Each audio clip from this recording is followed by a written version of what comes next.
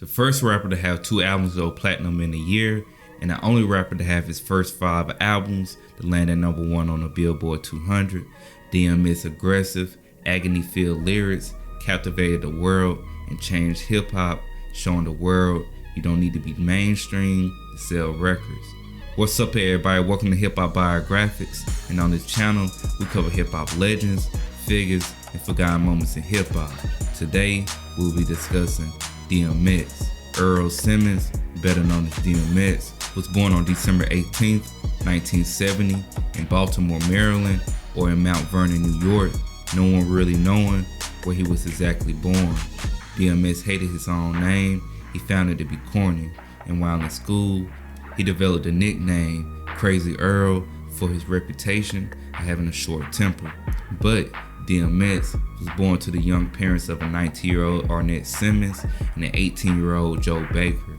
DMX was his mother's second child, with her giving birth to a girl a couple years earlier, then giving birth to another girl right after DMX.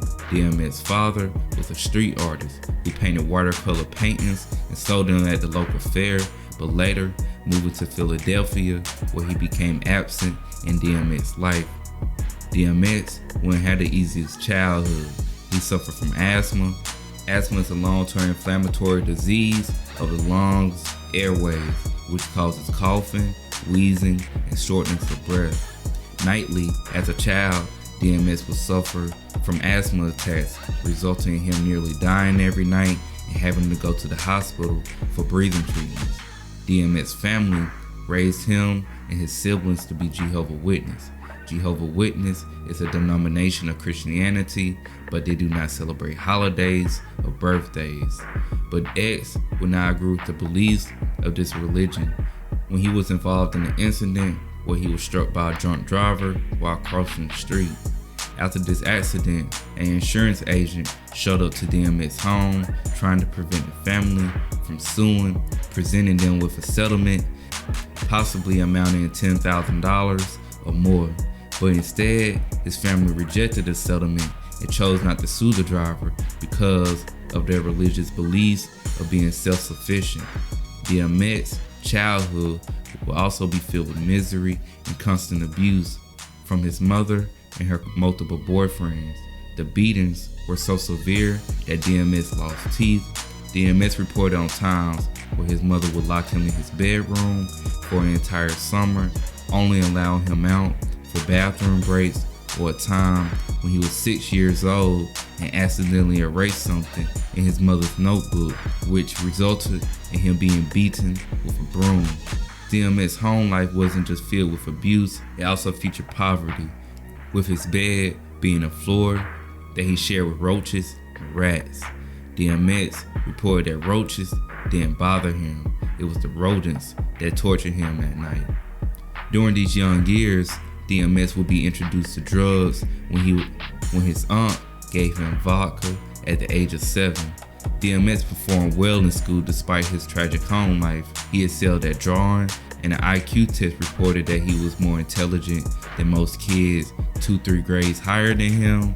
But DMX would say the most tragic experience from his childhood was when his mother tricked him into going to a group home for 18 months. With her telling young DMX that they were only visiting their home. He wasn't even able to bring his clothes from home.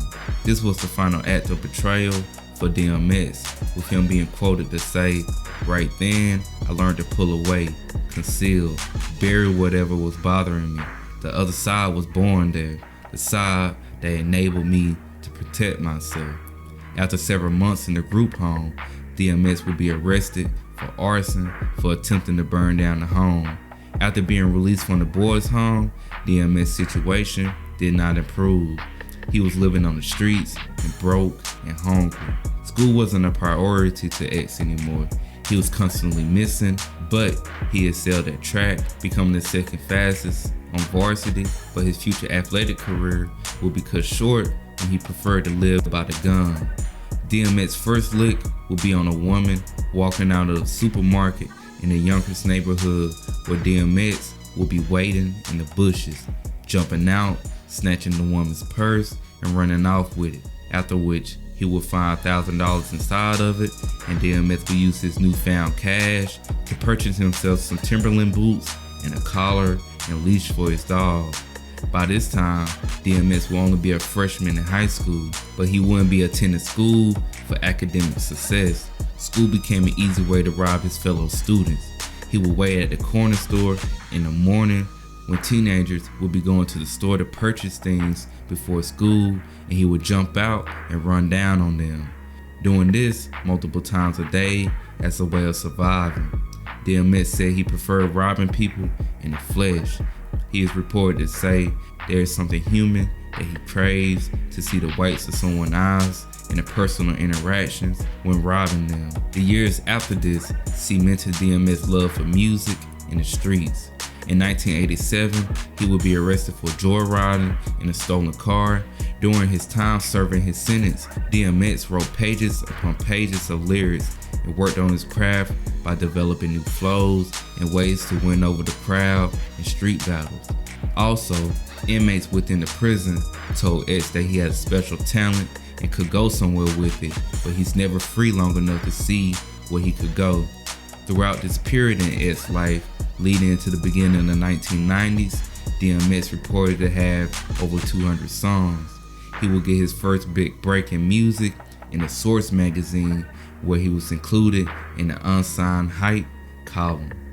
DMX wouldn't be endorsed by a major label though. He would have meetings with Suge Knight, who was excited to sign him, but the deal never became to be. DMX also met with P. Diddy, but he passed on him for the rap group Lokes. But X wouldn't continue to have bad luck in music. In 1996, Irv Gotti, who later became the label head of Murder Inc., was working as an A&R at Def Jam when he asked his boss to give DMX a listen. After inviting DMX to a meeting, which DMX arrived at 3 in the morning after being released from the hospital from a beating he endured because he was suspected of robbing someone. After arriving in the middle of the night, bruised up with a wire jaw, carrying a 40 cal handgun, DMX performed for Irv Gotti and Lear Cohen, which DMX blew both of them away with his performance, earning himself a record contract with Def Jam. After signing a record deal, DMX could be heard on other major artist tracks such as Mace, 24 Hours to Live, and Lokes, Money, Power, and Respect, while being in the process of recording tracks for his album.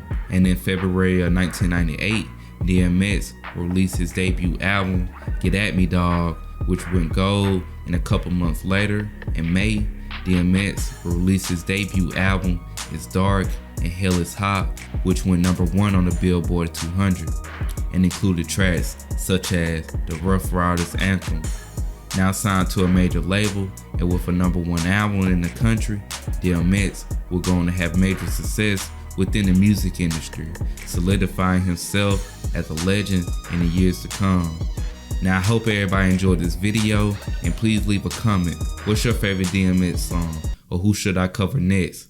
Also, don't forget to like and subscribe, and I'll catch you on the next one.